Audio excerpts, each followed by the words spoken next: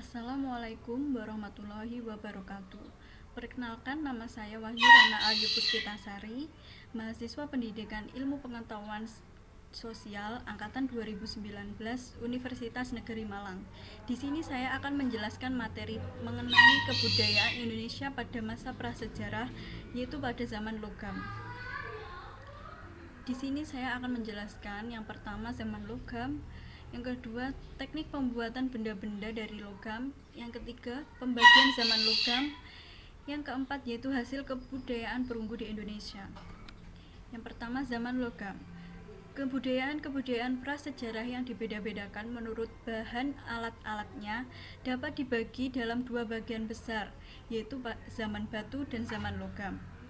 Dimulainya zaman logam tidak sekali-kali mendadak berakhirnya zaman batu. Namun dalam zaman logam masih pula terdapat alat-alat dari perkakas batu. Zaman logam hanyalah untuk menyatakan bahwa dewasa ini logam telah dikenal dan dipergunakan oleh orang untuk bahan membuat alat-alat yang diperlukan. Teknik pembuatan benda dari logam. Teknik asirik atau cetakan lilin.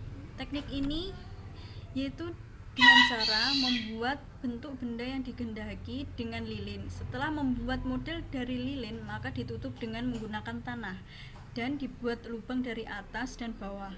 Setelah itu dibakar, sehingga lilin yang terbungkus dengan tanah akan mencair dan keluar melalui lubang bagian bawah. Untuk selanjutnya, melalui lubang bagian atas dimasukkan cairan perunggu, dan apabila sudah dingin, cetakan tersebut dipecah sehingga keluarlah benda yang dihendaki. Yang kedua yaitu teknik bivalve atau setangkap. Teknik ini caranya yaitu dengan menggunakan setangkap yang ditangkupkan dan dapat dibuka, sehingga setelah dingin cetakan tersebut dapat dibuka, maka keluarlah benda yang dihendaki. Cetakan tersebut terbuat dari batu ataupun kayu. Pembagian zaman logam dibagi menjadi 3 pembagian.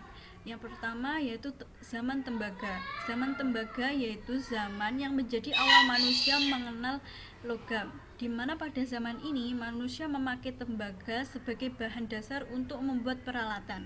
Namun di Asia Tenggara tidak mengenal zaman logam. Yang kedua yaitu zaman besi. Zaman besi adalah zaman di mana manusia sudah mampu membuat peralatan dari besi yang lebih sempurna daripada tembaga. Yang terakhir yaitu zaman perunggu. Zaman logam yang ada di Indonesia adalah zaman perunggu. Karena alat-alat perkakas besi tidak banyak bedanya dari alat-alat dari perunggu, dan kebudayaan perunggu itu jatuhnya bahkan bersamaan dengan kebudayaan besi.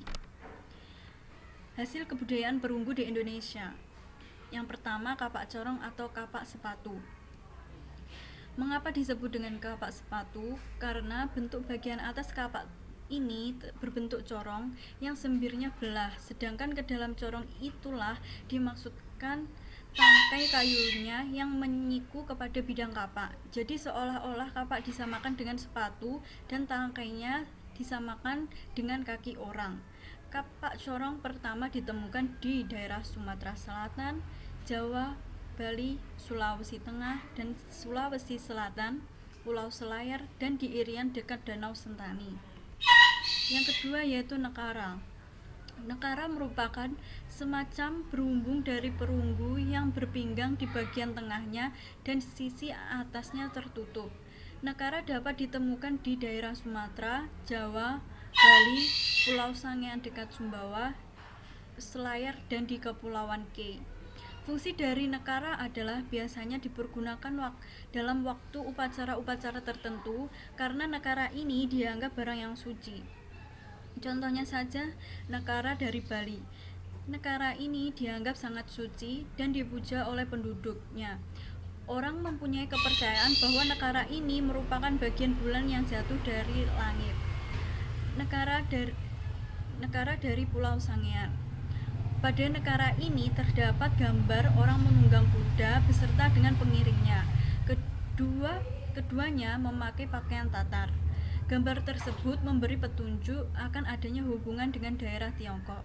Selanjutnya yaitu nekara dari Selayar dan Kepulauan K. Pada negara ini terdapat gambar gajah, merak, dan harimau.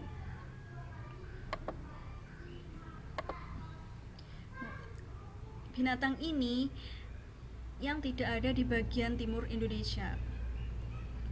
Yang ketiga yaitu perhiasan. Perhiasan ini dapat berupa seperti gelang, bingle, anting-anting, kalung, dan cincin. Di antara bentuk perhiasan tersebut terdapat cincin yang ukurannya kecil sekali, bahkan lebih kecil dari lingkaran jari anak-anak. Untuk itu, para ahli menduga fungsinya sebagai alat tukar mata uang. Selanjutnya, arca perunggu. Arca perunggu ini berkembang pada zaman logam yang memiliki bentuk beraneka ragam. Ada yang berbentuk manusia, ada juga yang berbentuk binatang. Pada umumnya, arca perunggu ini bentuknya kecil-kecil dan dilengkapi cincin pada bagian atasnya. Adapun fungsi dari cincin tersebut sebagai alat untuk menggantungkan arca itu, sehingga tidak mustahil arca perunggu yang kecil itu dipergunakan sebagai liontin. Selanjutnya, bejana perunggu. Di Indonesia ditemukan di tepi Danau Kerinci dan dari Pulau Madura. Bentuknya seperti periuk tetapi langsing dan gepeng.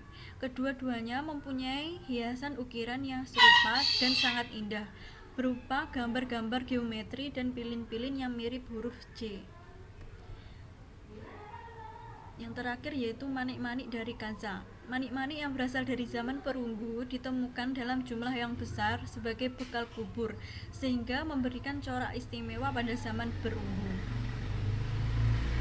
Sekian presentasi dari saya. Wassalamualaikum warahmatullahi wabarakatuh.